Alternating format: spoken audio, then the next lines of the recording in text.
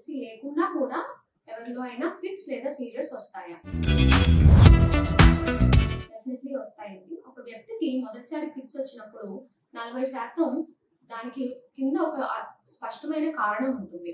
వీటిని acute symptomatic or provoke seizures అని అంటాము.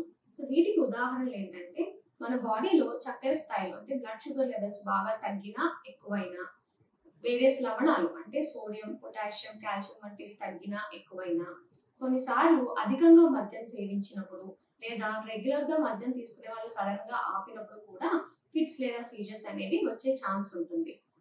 ఇలాంటి సందర్భాల్లో ఈ స్పష్టమైన కారణాలను మనం గుర్తించి వాటికి కరెక్ట్ గా ట్రీట్మెంట్ ఇవ్వగలిగితే తరచూ ఫిట్స్ వచ్చే తత్వం అనేది రాకుండా ఉంటుంది.